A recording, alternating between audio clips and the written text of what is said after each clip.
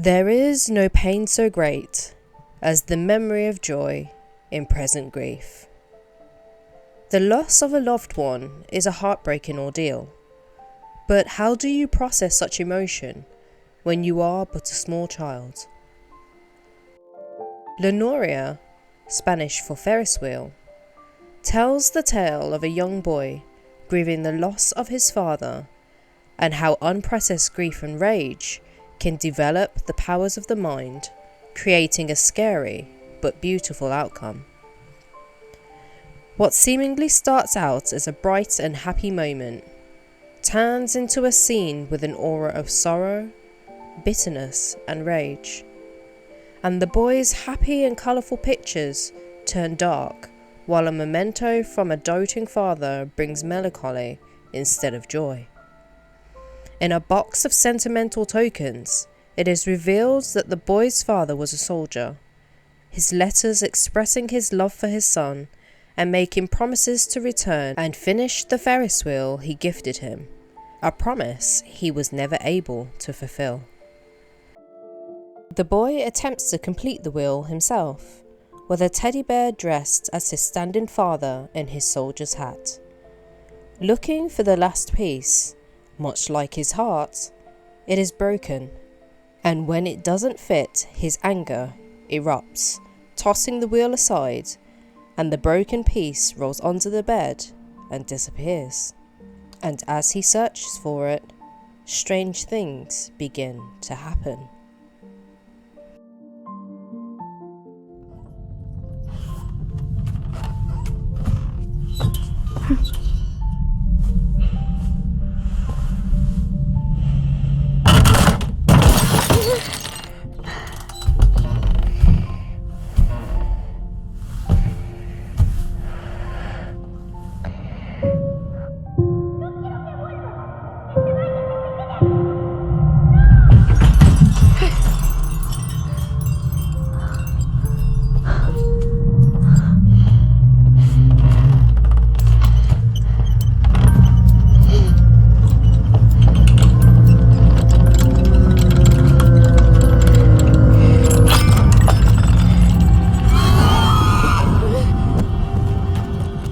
Suddenly, a monster manifests in the darkest corner of his room.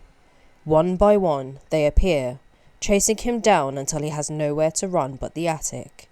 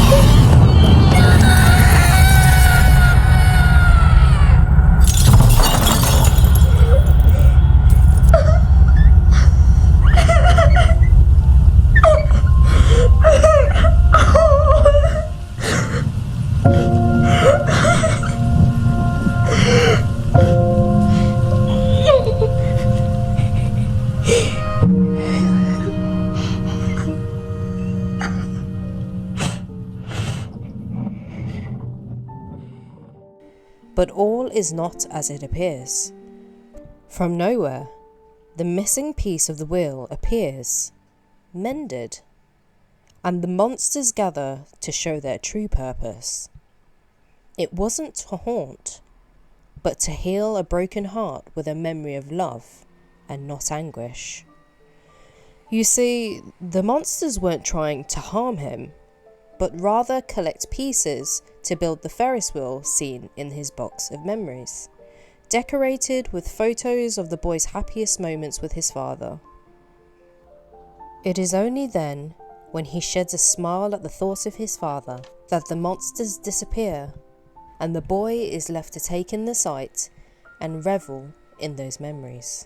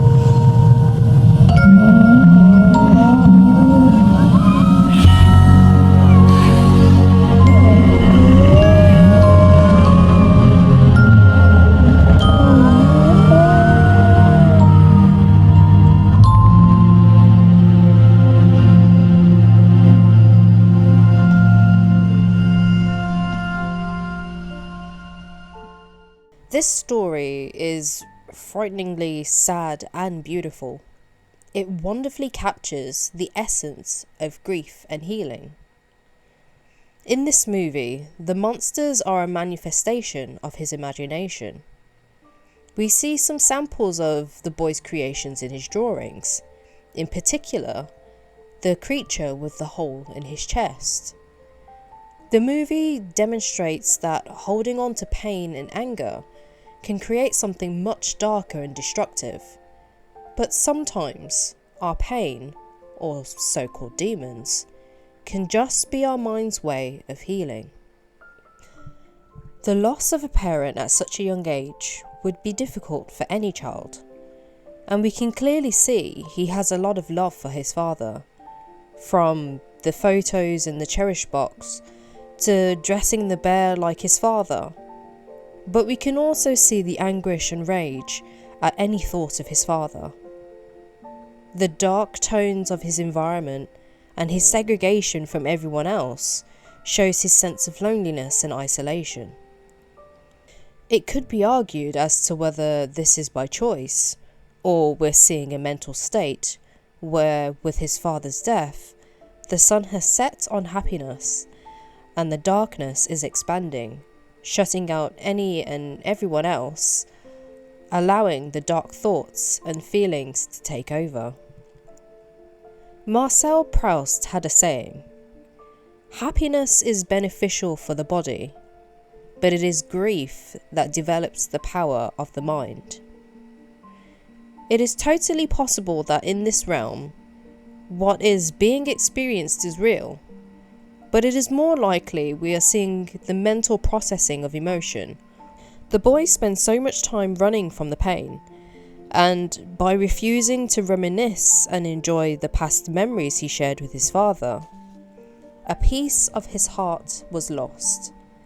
But when he finally stopped and confronted his demons, the result couldn't be more beautiful, and the monsters fade away. I found a comment on this short which I think sums up this movie perfectly, so I'll sign off with this. Monsters are born from our darkest thoughts, our fears, our anger, and our pain. So it only makes sense that they are the most empathetic of creatures.